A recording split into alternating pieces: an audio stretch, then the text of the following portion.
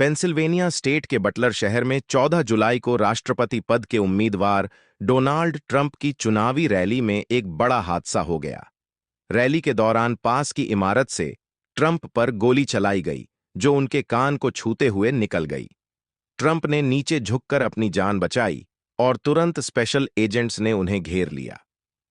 कुछ पलों तक किसी को नहीं पता था कि ट्रंप जिंदा हैं या नहीं, लेकिन थोड़ी देर बाद ट्रंप उठ खड़े हुए।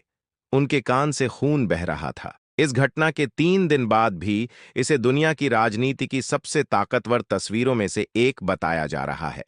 ट्रंप ने जानलेवा हमले से सिर्फ 1 इंच के फासले से बचाव किया। अगर हमले के समय उनकी गर्दन थोड़ी भी सीधी होती, तो वह गोली उनके सिर को चीर सकती थी।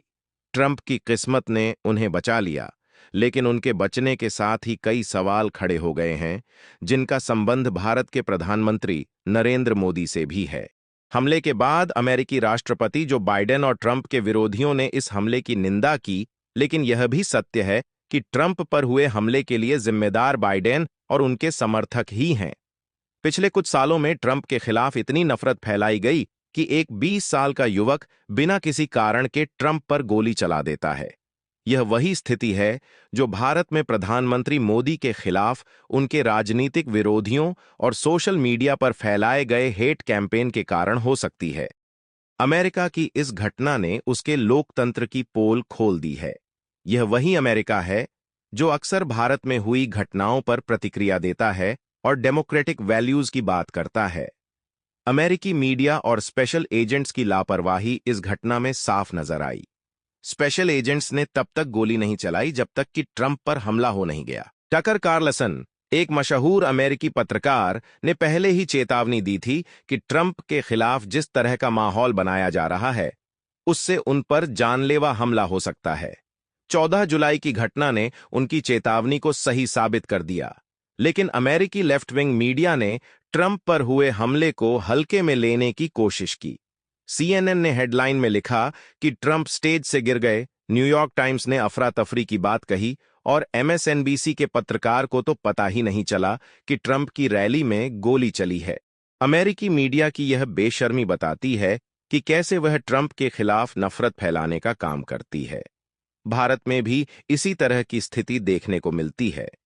मोदी के खिलाफ नफरत फैलाने वाली पार्टियां और सोशल मीडिया पर हेट कैंपेन चलाने वाले लोग किसी भी हद तक जाने को तैयार हैं। ट्रंप पर हुए इस हमले के बाद अमेरिका में एक सेक्शन ने यह नैरेटिव बनाने की कोशिश की कि ट्रंप ने खुद अपने ऊपर हमला करवाया है, लेकिन यह थ्योरी बेवकूफी से ज्यादा कुछ नहीं है। ट्रंप को खुद पर हमला करवाने की जरूरत ही नहीं थी, क्योंकि वह बाइडेन से काफी आगे चल रहे थे। ट्रंप की सुरक्षा में स्पेशल एजेंट्स, FBI और लोकल पुलिस शामिल होती है, इसलिए यह कहना कि उन्होंने खुद पर हमला करवाया गलत है। यह वही मानसिकता है जो भारत में भी देखने को मिलती है, जहां पुलवामा अटैक को भी फर्जी बताया जाता है। इस घटना से यह स्पष्ट हो गया है कि चाहे अमेरिका हो या भारत, लेफ्ट विंग लॉबी का काम करने का तरीका एक जैसा है।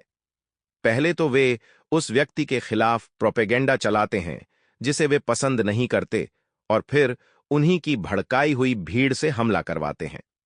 ट्रंप पर हुआ हमला और भारत में मोदी के खिलाफ फैलाए जा रहे हेट कैंपेन दोनों ही इस बात का प्रमाण हैं। इस घटना से हमें यह सीखना चाहिए कि हमें अपने नेताओं की सुरक्षा को और मजबूत करना चाहिए, ताकि इस तरह की घटनाओं से बचा जा सके। अमेरिका में ट्रंप पर हुए इस हमले पर आपकी क्या राय है? क्या आपको लगता है कि भारत में भी मोदी के खिलाफ ऐसा ही माहौल बनाया जा रहा है? अपनी राय हमें जरूर बताएं और इस खबर को अपने दोस्तों से शेयर करें।